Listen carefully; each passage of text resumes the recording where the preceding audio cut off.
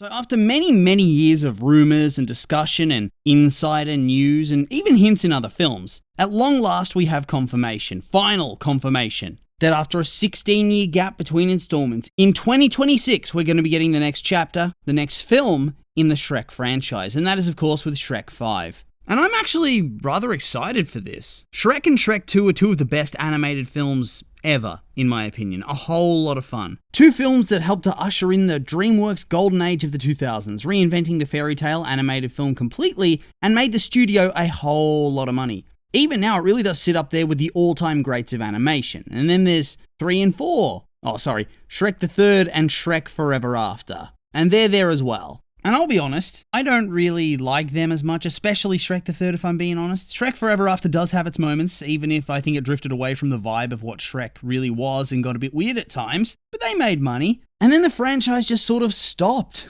They had one spin-off with Puss in Boots and also some short films and whatnot, but for the most part, the franchise was dormant for over a decade until it came back with The Last Wish. And The Last Wish did pretty well for itself. It didn't make as much money as DreamWorks probably would have liked, but at the same time, I think more and more it's becoming clear people are looking to buy nostalgia. And so I think the Shrek name in the title of this film, it's going to do wonders. It's going to do well. Hell, take a quick look at the main Shrek box office. The first film grossed $488 million. The second, $928 million. Shrek the Third, $813 million. And Shrek Forever After, $752 million. And whilst looking at that, there's a clear case of slightly diminishing returns. It is only slight. And so I think that Shrek 5 is going to be a smash hit. I mean, just recently we saw the rampant power of nostalgia. Inside Out 2 became Pixar's most lucrative and successful movie ever. It grossed like $1.2 billion so far, and it's still going. Massive legs on this movie. And then Despicable Me 4? That's doing pretty well for itself as well. So yeah, early call, but on nostalgia alone, of all the different generations that grew up on the various different Shrek films, this one is going to be a smash hit for sure. I hate to have too high expectations or anything like that, but I think it could be the first billion-dollar gross for the Shrek franchise. Shrek 2 came damn close in 2004, and with the hype beast behind this, and with 16 years of off-season for the franchise, I think the nostalgia is going to let DreamWorks cash in, and cash in big. And so I would have thought that people would be on board with this movie being made, because for a lot of people it's a return to childhood. I know I was somewhat giddy when it was 100% announced.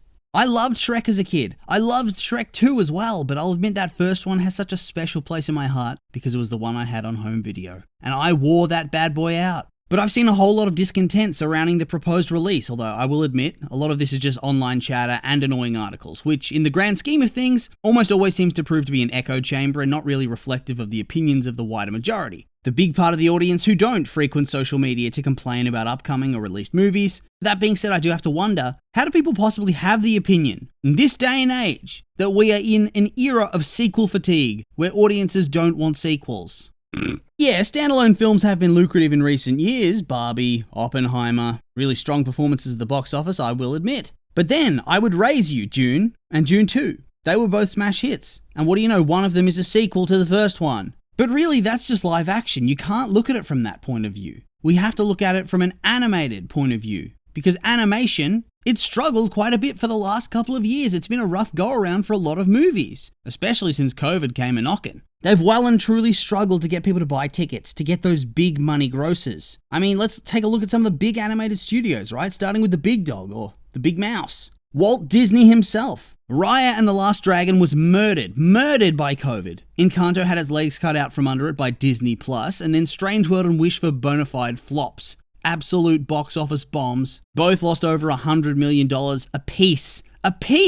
So clearly something was not working with their original content. People were not going to see them, they didn't care, money's tighter, they want a guaranteed good time, and the sequels are going to offer that. So no shit, surprise, surprise, what do we have here? Why, it's Moana 2 and Zootopia 2! Two films that are locked and loaded, ready to make a splash at the box office. And so it's very clear that Walt Disney, they've seen the trends and they're trying to course correct, and they assume that people are not tired of sequels because they're not. They know that milking these franchises is a good idea for their bottom line. After all, their last mega hit was Frozen 2, which was a sequel and got them over $1 billion. But perhaps we need even more proof that this is the case, and so perhaps Pixar has the proof we need. Let's take a look. In 2019, Toy Story 4 was a smash hit. over $1 billion. The year before, same story with Incredibles 2. Only 2 years before that, Finding Dory crossed the big billion. Just insane numbers we're dealing with over those years. Then COVID came and ruined Onward's run. Soul and Luca were streaming titles with limited theatre releases due to COVID. And then there was Turning Red, which was eager to go, then got brutalized by the random appearance of Omnicron. And then finally they got out there, they did a spin-off, not a sequel,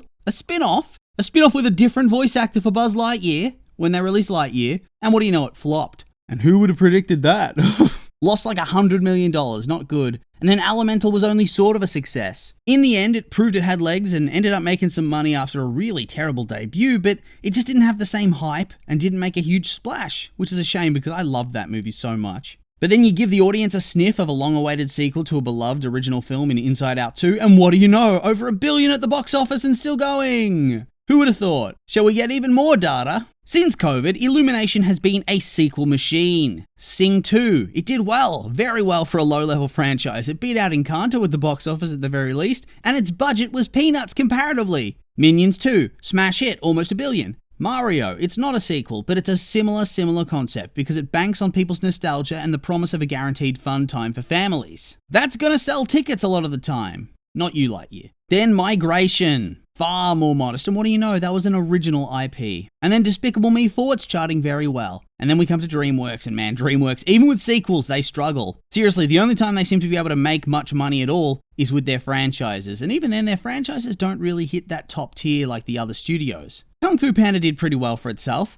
but let's be real, Shrek has historically always been their best performing franchise, specifically the mainline Shrek films. So, I don't know, it just seems like based on all this data, sequels or otherwise existing IP is the way to go. It's what audiences are gravitating towards because it's more of a guarantee in a time where money's far tighter. I mean, shit, most of us have like 5 streaming services to maintain. You need to ensure that the movie you go and see is actually genuinely worth it, especially with premium ticket prices. So yeah, for me, seeing this endless stream of, oh, we're so over sequels, make something fresh, nobody wants to see Shrek 5, is deeply annoying. Because not only is it actually objectively wrong, because sequels are still selling like hotcakes, but in the world of animation, they currently seem to be the only genuine guarantee to do well at all. Like what, a studio's meant to just constantly lose money over and over and over again, just to try to find what film will actually be a hit, instead of using a tried and tested method that's actually made them lots of money in the past? Seriously, it's a bit ridiculous. So yeah, from that point of view, thinking sequels are tired and need to go away, it's just wrong from the general audience perspective, and so I think it's weird that people are actually genuinely annoyed by Shrek. I mean, it's not like they've milked it for years at this point, and like, it's DreamWorks. What are you expecting? They have always tried to do franchises, and when they actually try to do original stuff, no one goes to see it. So why would they bother? Besides, the gap between releases here for Shrek, it's like almost a legal adult in most places. 16 years, my god. I mean, yes, they milked it too hard the first time around, but we've had the downtime. Now it's time for the return. Hell, the only thing that has me apprehensive about this movie, not to be harsh or anything, is the writing. The original Shrek film is a film of epic proportions that twisted and reinvented the classic animated fairy tale tropes, layered in satire and parody, cleverness mingled with toilet humor. It was witty and goofy. Hell, it even had some absolute classic song montages. So it really did have something for everybody. Well and truly. And in my eyes, the second one took that formula and decided, well, I'll just make a film that's as good as the original. And in some people's opinion, even better. It used a lot of the same concepts, but tweaked them, built off them, especially those goddamn song montages. I think Shrek 2 did them even better, and that's a big call, but I stand by it. But on top of that, it included further elements of its own, so it kept itself feeling fresh and unique. Shrek the Third and Shrek Forever After. Yeah, this is probably where the milking started. It got less clever, and it became more exclusively cheap, goofy humor. And so I think with the fifth film, you'd want to be going back to the absurd and charming world that we knew before. And they've shown that it is possible with the two Puss in Boots films. I don't think they hit quite the same as Shrek, but they didn't have Shrek in them, let's be honest. But at the same time, they were still really good, really fun, and really exciting, so I think it is possible. But I'm looking at this screenwriter's filmography. I don't mean to be a hater on this guy or anything, I'm sure he's a very nice man. But I just don't trust it. He was the lead writer of The Boss Baby, Hotel Transylvania 3, Summer Vacation, and The Boss Baby 2 Family Business. And don't get me wrong, I do enjoy some of those movies for what they are. But at the same time, they're so wholly different in tone from Shrek. I mean, the OG Shrek films, they're more akin to the more recent ones. And so, I'm apprehensive based on that alone, that it's not going to live up to my expectations and it's going to leave me feeling disappointed overall. And as for the director, dude's mostly done the Trolls franchise, and I'll confess, I have never watched a Trolls movie, so I don't know if they're any good or not. If this guy's a decent director, I'll leave that up to you to decide, because I don't know. And so really, not much else to say at this point. And so with all that being said, these have just been my opinions, and I'd like to hear yours. What do you think of the announcement of Shrek 5? Are you on board with it? Do you think it's a great idea? Or maybe not. Maybe you think this is a film that didn't need to be made and shouldn't be made. I'm curious for your thoughts, so make sure to like, comment, and subscribe, and let me know.